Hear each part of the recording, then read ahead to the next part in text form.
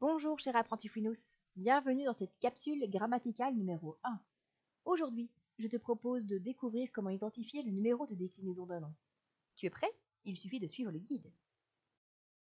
La première chose qu'il est important que tu retiennes, c'est qu'un nom n'appartient qu'à une seule déclinaison, même si on a l'impression que parfois il appartient à plusieurs. C'est sa carte d'identité, il est unique, un peu comme toi. Comment faire pour trouver le numéro de déclinaison d'un nom? Eh bien, la première chose à faire, c'est vraiment un réflexe que tu dois acquérir. C'est de toujours consulter le vocabulaire. Tu y trouveras les noms. Ceux-ci ont deux formes. Nous allons prendre un exemple pour que ce soit plus clair. Je vais prendre Graicus, Graiki, parce que nous l'avons rencontré dans la première étape. Graicus est la forme qui correspond au nominatif singulier. Graiki, la seconde forme, correspond au génitif singulier. Nous avons besoin de ces deux formes pour dresser la carte d'identité complète d'un nom.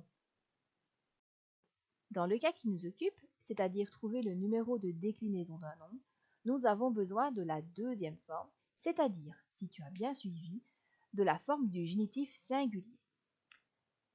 Si nous rencontrons le mot Troya, Troiae, nous voyons que la deuxième forme finit par AE. C'est un nom de la première déclinaison.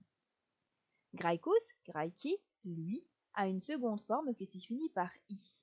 Il appartient à la deuxième déclinaison. Enfin, Achilles, Achillis, a une seconde forme qui finit par is.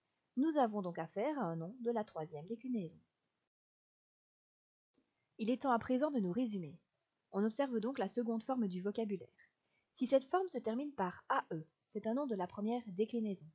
Si elle finit par I, c'est un nom de la deuxième déclinaison. Par contre, si elle finit par is, c'est un nom de la troisième déclinaison.